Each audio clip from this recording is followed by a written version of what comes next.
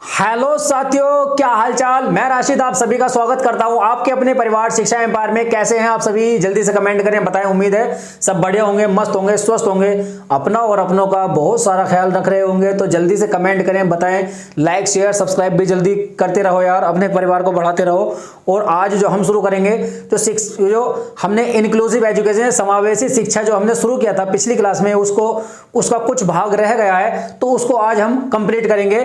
तो क्या रह गया है इसमें, तो इसमें पहले हमने क्या देखा था, पिछली क्लास में हमने देखा कि समावेशी शिक्षा की क्या आवश्यकता पड़ी, उद्देश्य क्या था उसको लाने का। फिर उसमें देखा हमने जो उससे पहले एकीकृत शिक्षा थी और समावेशी शिक्षा में क्या अंतर है वो देखा, ठीक है। उसके बाद में हमने विकार और अक्षमता और उसके बाद में दिव्यांग या विकलांगता उसके ऊपर देखा। फिर अब हमारा आता है जो रह गया था इसमें डिसेबिलिटीज इन इंक्लूसिव एजुकेशन। डिसेबिलिटीज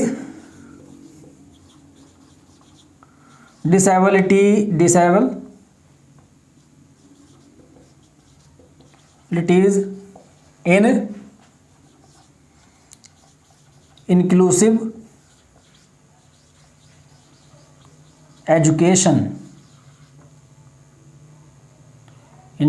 एजुकेशन, ठीक है। समावेशी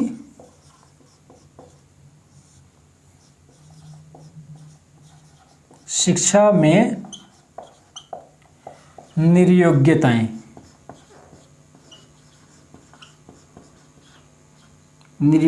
या विकार हो सकते हैं। क्या क्या विकार हैं, ठीक है। तो इसमें जो कुछ निर्योग्यताएं आती हैं, जो कई निर्योग्यताएं इसमें बताई गई हैं, उनको हम एक एक करके देखते हैं। पहली है मेडिकल मॉडल।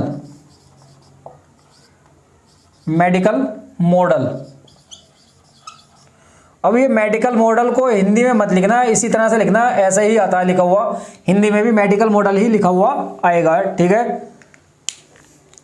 तो इसमें क्या है, इसमें कहा गया है यदि किसी बच्चे में, यदि किसी चाइल्ड में 40% डिसेबिलिटी है,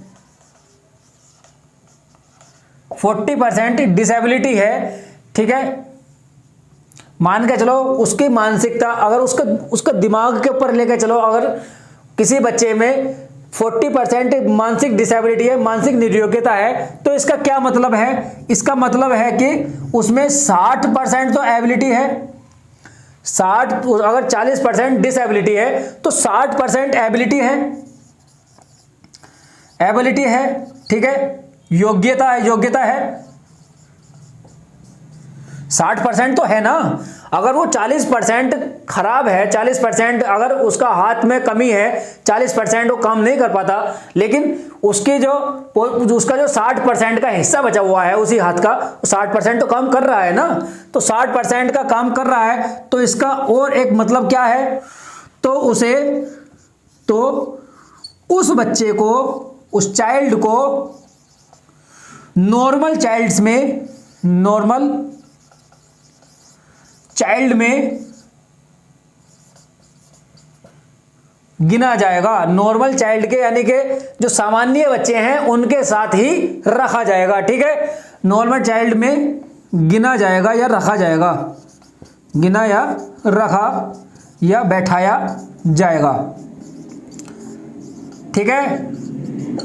40% ही तो दिक्कत है, 60% तो उसमें उसका ठीक है ना, 60% तो उसका हाथ ठीक है, तो उसको यहां नॉर्मल के साथ रखा जाएगा।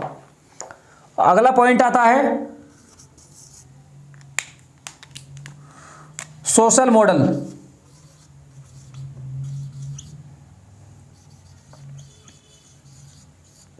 सामाजिक मॉडल,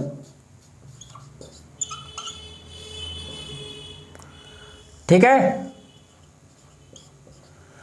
जहां हिंदी की जरूरत होगी मैं लिख दूंगा वहां, ठीक। तो यहां क्या है, सोशल मॉडल क्या है, इसमें कहा गया है कि जो सामान्य बच्चे हैं और जो असामान्य बच्चे हैं उन सभी को एक साथ पढ़ने का अधिकार है।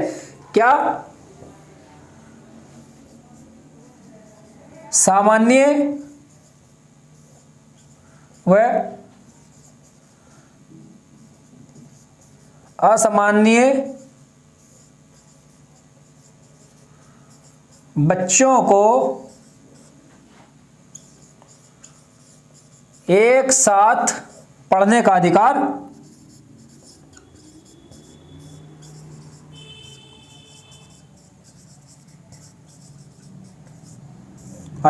है। ठीक है, सामान्य व असामान्य बच्चों को एक साथ पढ़ने का अधिकार है, इस सामाजिक मॉडल में कहा गया है। तो यही बात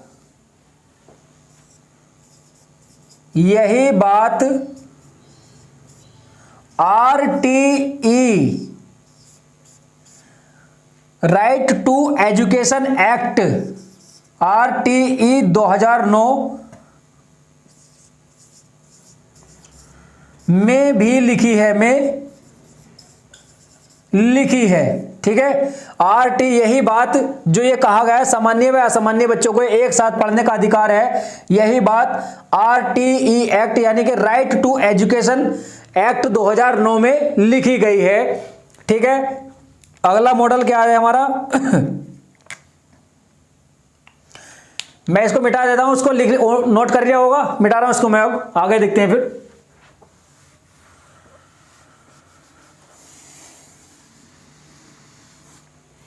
तीसरा पॉइंट आता है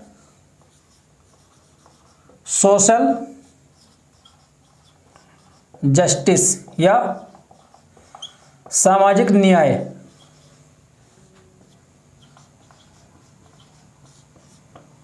सामाजिक न्याय तो सोशल जस्टिस में कहा गया है यदि किसी बच्चे में physical, social, language, emotional, moral या किसी भी तरह का जो डेवलपमेंट है, फिजिकल डेवलपमेंट हो गया, इमोशनल डेवलपमेंट हो गया, सोशल डेवलपमेंट हो गया, लैंग्वेज डेवलपमेंट हो गया, इनमें से किसी भी एक डेवलपमेंट की डिसेबिलिटी है, किसी भी एक डेवलपमेंट की, किसी भी एक विकास की कमी है या निर्योग्यता है, तो आप उस बच्चे को एडमिशन देने से मना नहीं करेंगे। ये कौन कहता है? सोशल जस्टिस कहता है। लिख देता हूं इसको भी। यदि किसी बच्चे में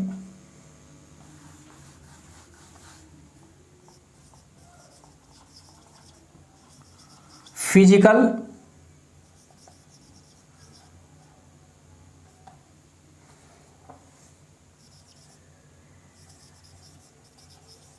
मेंटली, इमोशनली, सोशल, लैंग्वेज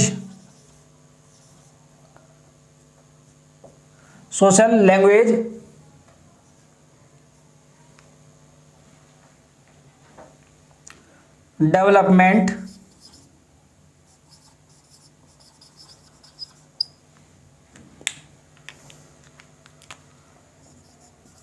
में से कोई भी एक निर्योग्यता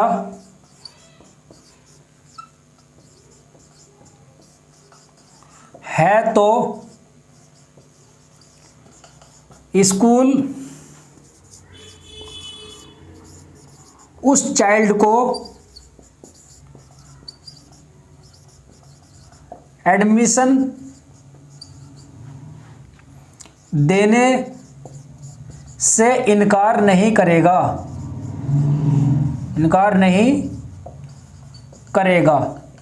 इस बात को कौन कहता है? यदि किसी बच्चे में फिजिकली, मेंटली, इमोशनली, सोशली या लैंग्वेज कोई भी डेवलपमेंट का कोई भी निर्योग्यता है तो स्कूल उस बच्चे को एडमिशन देने से इनकार नहीं करेगा।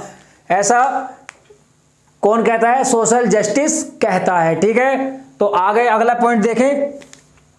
एक चीज और, इसी को जो ये पॉइंट बताया गया है, इसी को निरस्त पॉलिसी, जीरो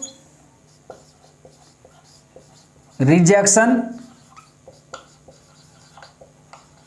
पॉलिसी कहा जाता है। ठीक है, अगला पॉइंट देखें अब, नो रेस्ट्रिक्टिव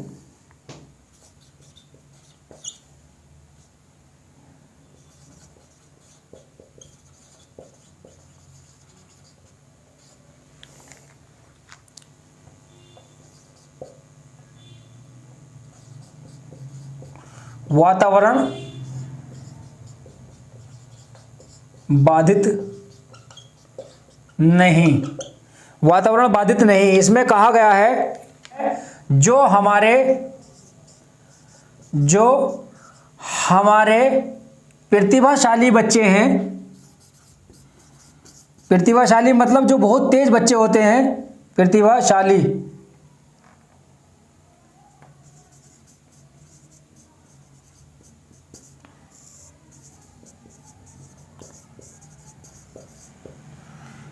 और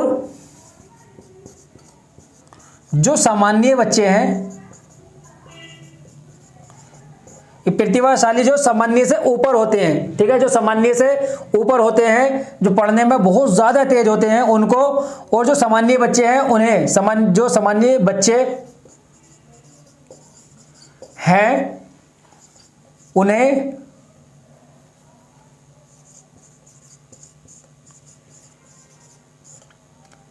एक साथ ही बैठाकर एक साथ ही पढ़ाया जाएगा। ऐसा नहीं है कि जो तेज बच्चे हैं उनको अलग पढ़ाया जाएगा, जो सामान्य बच्चे हैं उनको अलग पढ़ाया जाएगा। जो तेज हैं या प्रतिभाशाली हैं जो सामान्य हैं उन सभी को एक ही साथ एक ही कक्षा में बिठाकर पढ़ाया जाएगा। ठीक है, तो कितने पॉइंट हो गए हमारे? 4 पॉइंट हो गए, 4 हो गए। इसको नोट करो जल्दी से, आगे देखते हैं फिर अगला। 5वां पॉइंट है रिड्यूस स्टिग्मा। स्टिग्मा क्या है? कलंक।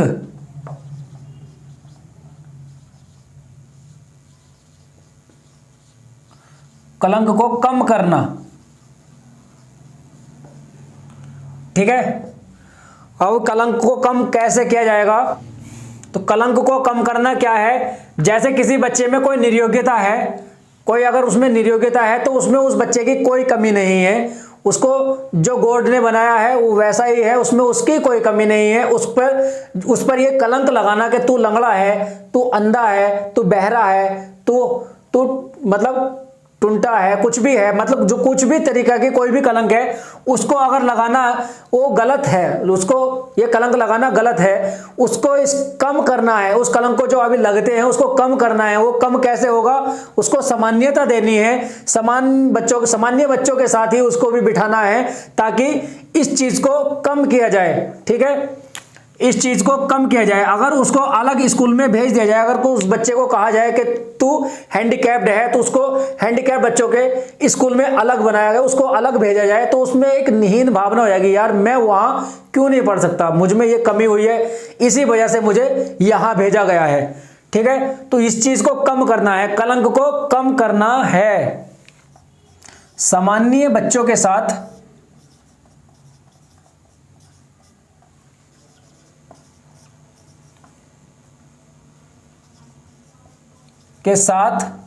बिठाकर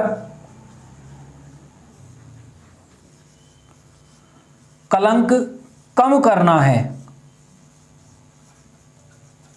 ठीक है, 6ठा पॉइंट आता है आंशिक भागीदारी।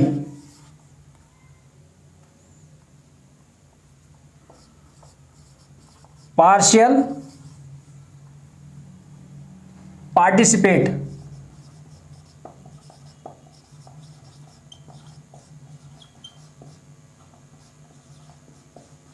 आंशिक भागीदारी। अब इसको क्या करना है, जैसे कोई तुम्हारी कक्षा में हैंडीकैप्ड बालक है, ठीक है, जिससे चला नहीं जाता है, उसको मतलब अगर उसको तुम खिलाने ले गया, वो को खिलाने वाले पीरियड में, खेल के पीरियड में तुम बच्चों को लेकर जा रहे हो, तो उससे ये नहीं कहना कि तू यहीं बैठा रहे, तुझसे नहीं खेला जाएगा, तू वहां आकर चोट खा लेगा और ज्यादा चोट खा लेगा, तुझसे नहीं खेला जाएगा, तू यहीं बैठ।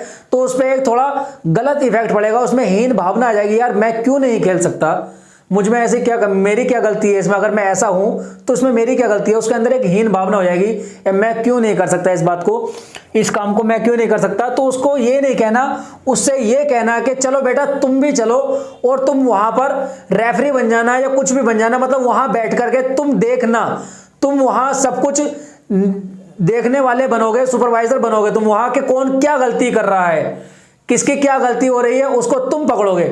तो उसको भी लेकर जाओ, उसको वहां उस खेल में भागीदारी दो, पूरी तरह से भागीदारी नहीं, कम से कम आंशिक भागीदारी तो उसकी बनती है, जिससे कि उसमें हीन भावना ना पैदा हो कि हाँ बच्चा मैं इस तरह से क्यों, मैं इस तरह से क्यों हूं, मेरी क्या गलती है अगर मैं ऐसा पैदा हुआ हूं तो। ठीक है, तो उसको भी लेके जाओ, उसको भी वहां भागीदारी बनाओ, उससे कहो कि तुम रिकॉर्ड बनाओ कि कौन कितनी गलती कर रहा है, तुम एक सुपरवाइजर की तरह वहां रहो, सुपरवाइजर की तरह वहां रहो, और हार जीत जो भी होगी तुम्हारे ऊपर डिपेंड होगी, किसको हराना है किसको जिताना तुम्हारे ऊपर डिपेंड रहेगा। तो बच्चे में और ज्यादा उत्सुकता बढ़ेगी और वो हीन भावना से दूर रहेगा। ठीक है, समझा दिया है मैंने, इसको लिख लेना। छठा 7वां पॉइंट है डिफरेंशिएट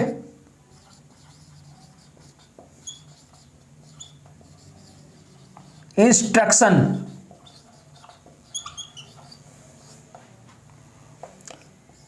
विभेदित अनुदेशन।